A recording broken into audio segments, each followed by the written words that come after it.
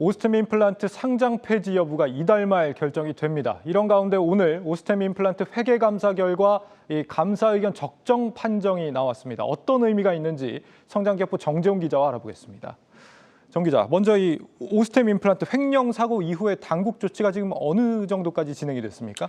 네, 그렇습니다. 제가 표로 한번 정리를 해봤는데요. 일단은 저희가 좀 일지를 한번 정리를 해서 표현을 해봤습니다.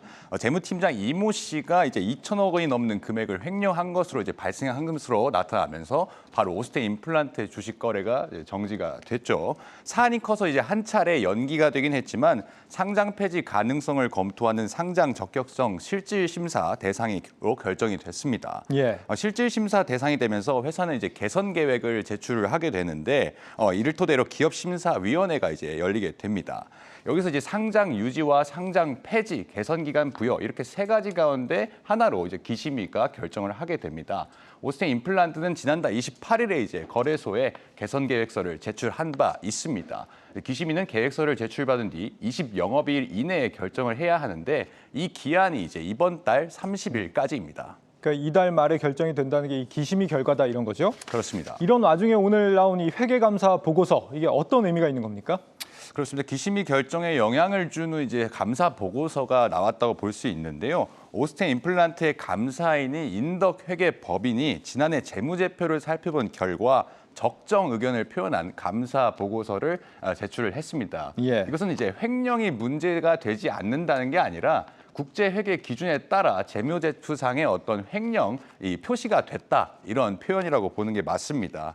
재무제표에 이제 의견 거절을 받으면 상장 폐지 사유에 해당하기 때문에 이번 감사 보고서로 인해서 큰 고비는 하나 넘겼다 이렇게 좀 시장에서는 평가를 하고 있습니다.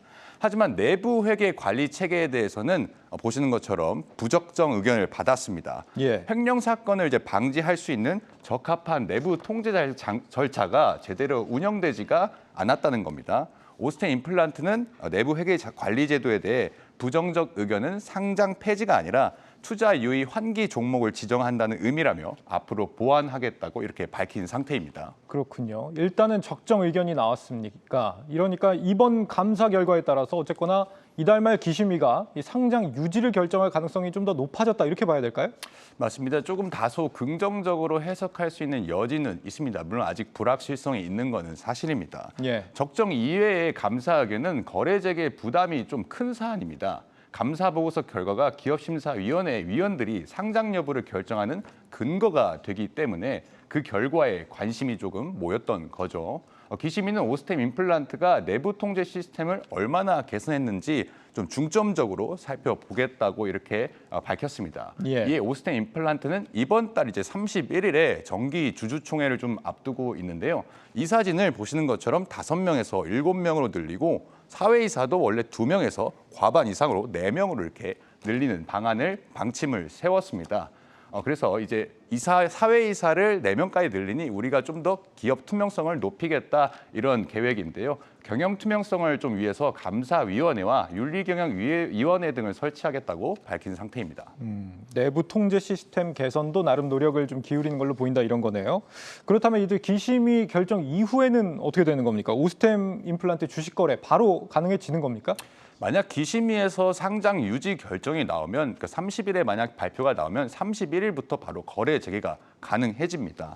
오스템 임플란트 경우에는 이제 앞서 말씀드린 것처럼 30일에 기심위 결정이 나오면 31일부터 거래가 바로 가능해지는데 이 또 다른 선택지로 아까 우리가 CG에서 보던 것처럼 개선 기간이 부여가 될 수 있습니다.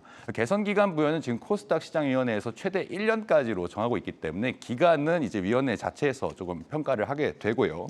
이후 이제 개선 계획 이행 내역서 등을 제출하게 된 뒤 다시 상장 폐지 여부를 판단하는 그런 절차를 거칠 수도 있습니다. 조금 이제 문제가 복잡한 것은 상장 폐지가 결정됐을 때입니다.